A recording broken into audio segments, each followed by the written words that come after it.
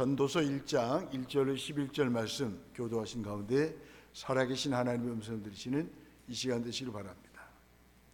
다윗의 아들 예루살렘 왕 전도자의 말씀이라.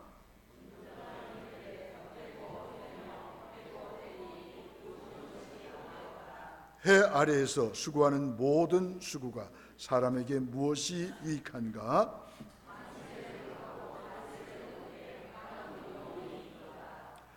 해는 뜨고 해는 지도에 그 떴던 곳으로 빨리 돌아가고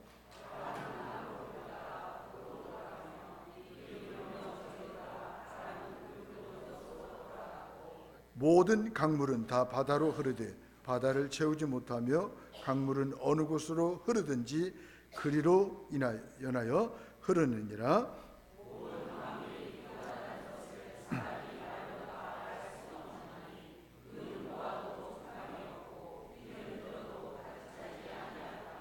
이미 있던 것이 후에 다시 있겠고 이미 한 일을 후에 다시 할지라. 해 아래에는 새 것이 없나니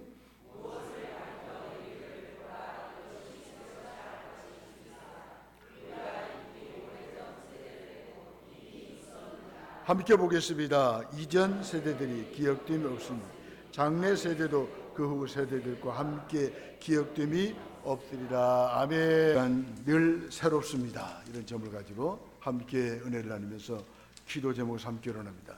인간들에게 물어보면 뻔합니다. 인문학 서적을 봐도 왜 무엇을 질문하지만 특별한 답이 없어요. 진정한 답은 성경 안에 있죠. 하나님이 말씀을 통하여 대답해 주셔야 하죠. 그러면서 인간이 묻고 성경이 우리에게 대답합니다. 전도서는 잠언과 욥기와 더불어 지혜서에 속해 있죠. 성경이 말하는 지혜는 하나님을 아는 일이에요. 우리를 향한 하나님의 뜻을 아는 일을 지혜라고 말하죠. 인간이 하나님 앞에서 겸손할 수밖에 없는 이유는 하나님을 온전히 알 수 없기 때문이죠. 하나님의 뜻을 알 수 없기 때문에 겸손할 수밖에 없는 것입니다. 잠언은 하나님을 아는 것이 하나님에 대한 경외라고 말하죠. 그분 앞에서의 겸손입니다. 전도서는 하나님을 알 수 없기 때문에 하나님을 두려워하고 그분 앞에 겸손할 수밖에 없다고 가르칩니다.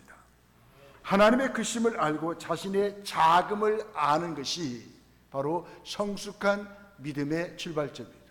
그렇습니다. 하나님이 크시고 내가 작음을 알 때에 믿음이 잘 성장할 수 있는 것입니다.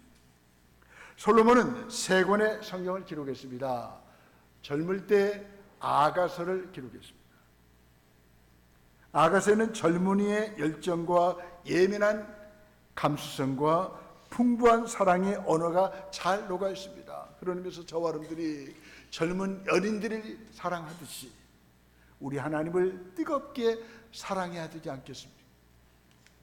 예수 그리스도는 우리의 신랑입니다. 저와 여러분들은 그분의 신부입니다.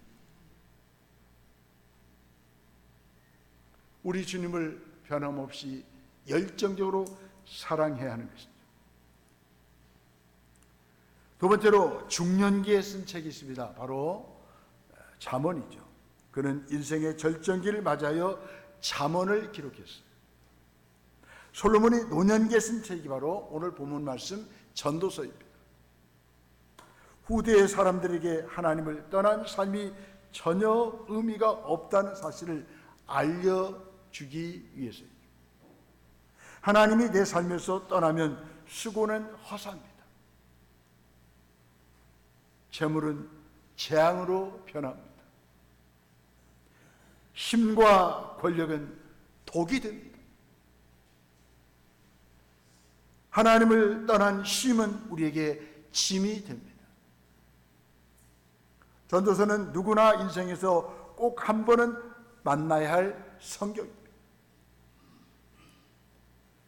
해 아래 새 것이 없다라고 말씀하고 있습니다. 사람들은 해 아래에서 날마다 새로운 것을 찾으려고 몸부림칩니다. 학문하는 사람은 학문 속에 무슨 새로운 지식이 없는가 연구합니다. 연구했더니 다른 학자가 그 학문을 어떻게 반론을 제기합니다. 어떤 사람은 먹고 마시기를 좋아합니다. 어떤 사람은 새로운 즐거움을 찾아서 헤맵니다.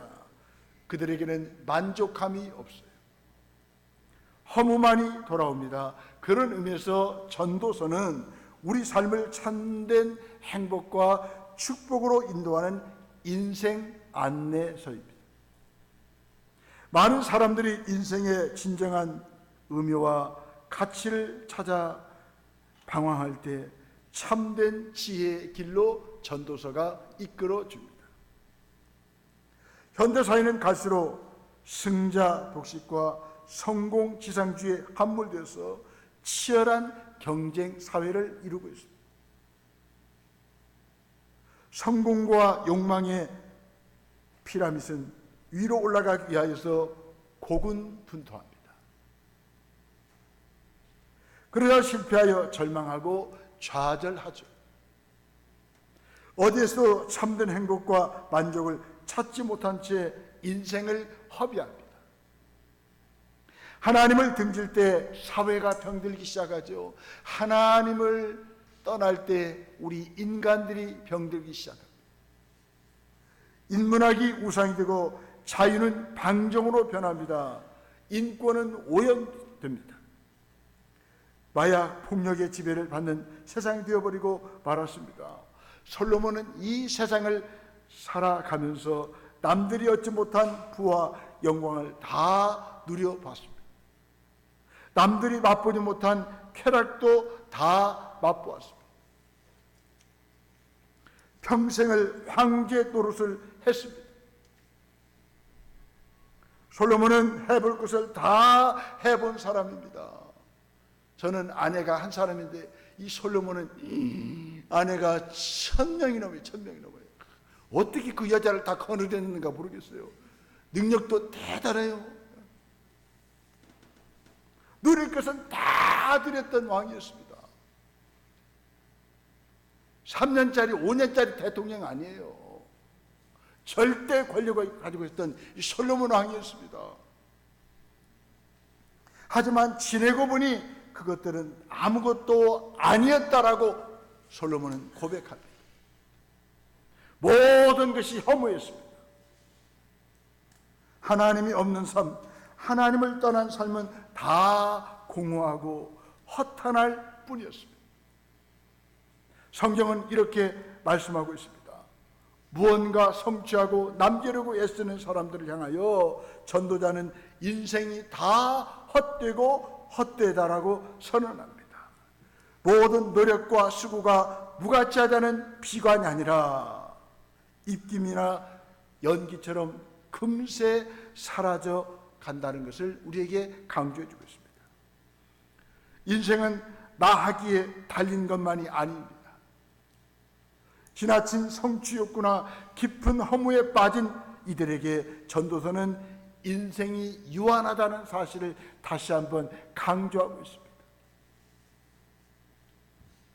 인생의 참 의미를 찾는 일은 거기서부터 출발해야 하기 때문에 그렇습니다. 내가 유한하다, 내가 무능력하다, 이걸 알고 우리가 인생을 살아가고 신앙을 가지고 살아가야 된다고 하는 것입니다. 역사와 자연만 관찰하면 거기서 발견하는 것은 허무함 뿐입니다. 세대가 끊임없이 가고 오지만 세상은 근본적으로 바뀌지 않습니다. 더 세상은 악해집니다. 더 세상은 고난이 많아집니다. 더 우리로 하여금 절망하게 만드는 것이 바로 세상이 아니겠습니까?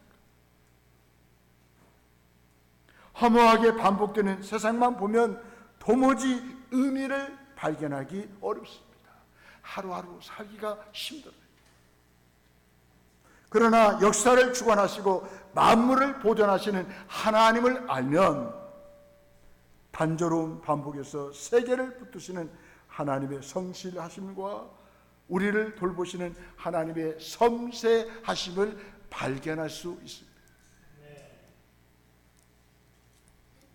아무리 환경이 달라져도 내가 변하지 않는 한 세상은 그대로입니다.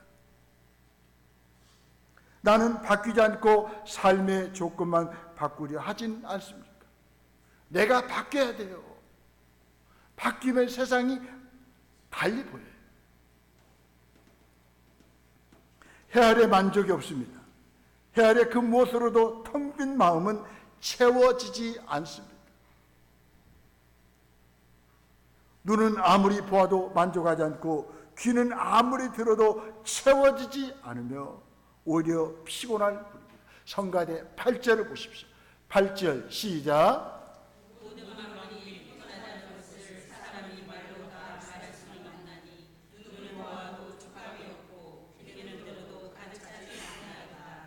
아멘. 다 피곤하다.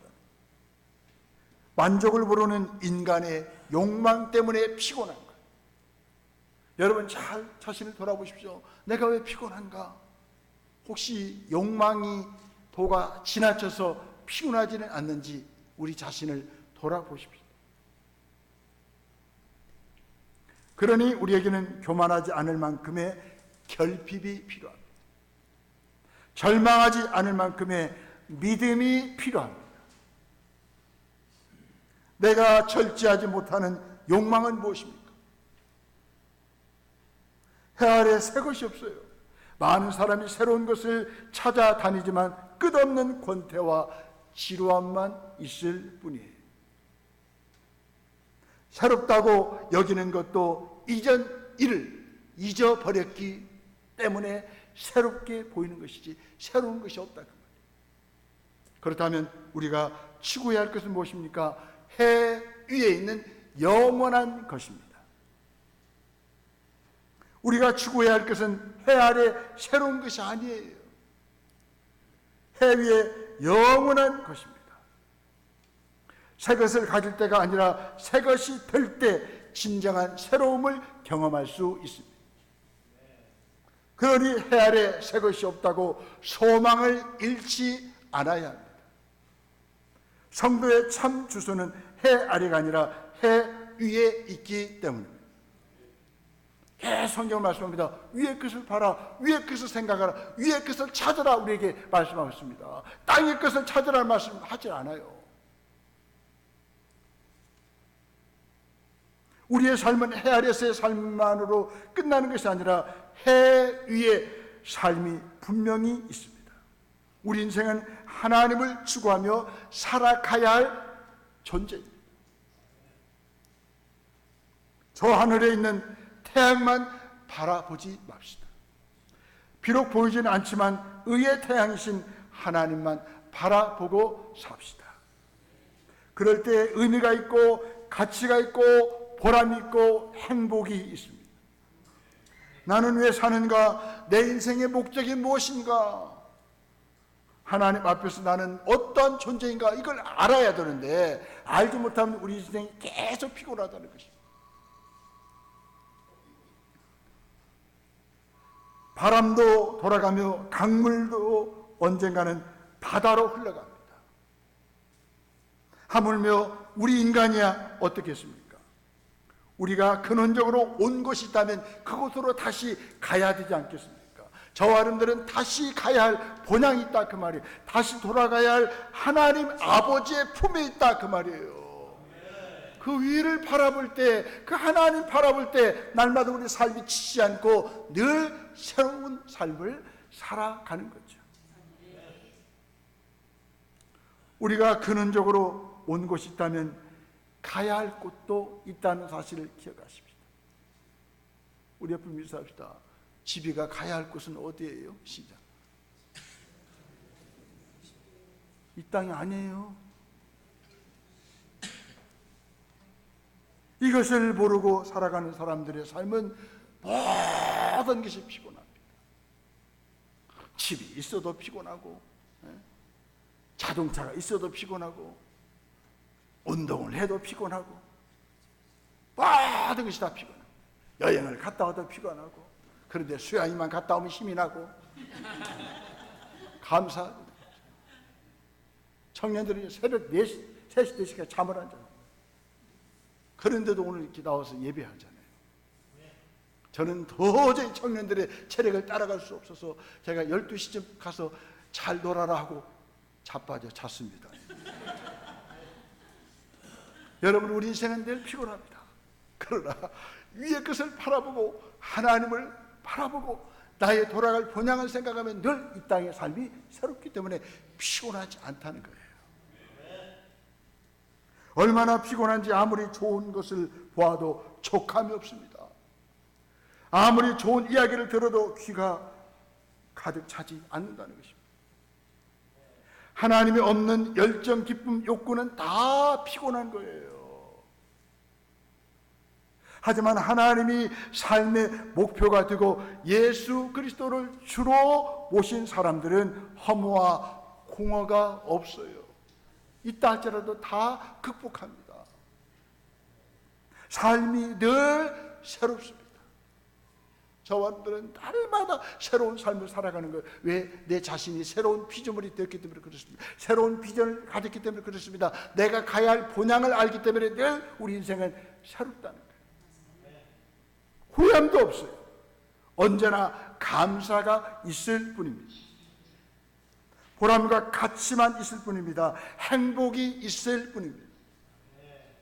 전도서는 한 번뿐인 인생 주를 위해서 멋지게 살며 진정한 행복을 누리는 삶의 지혜를 저와 여러분들에게 교훈을 해주고 있습니다.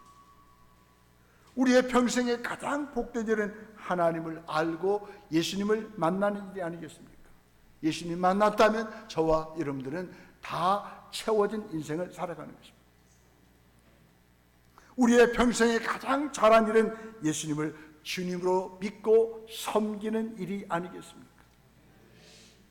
부르심을 받은 사람은 하나님이 주신 사명과 목적이 분명합니다. 그런 목적과 사명을 따라 살아야 합니다. 그렇지 않으면 얼마나 우리의 삶이 피곤하겠습니까? 얼마나 허무하겠습니까? 얼마나 허탈하고 공허하겠습니까?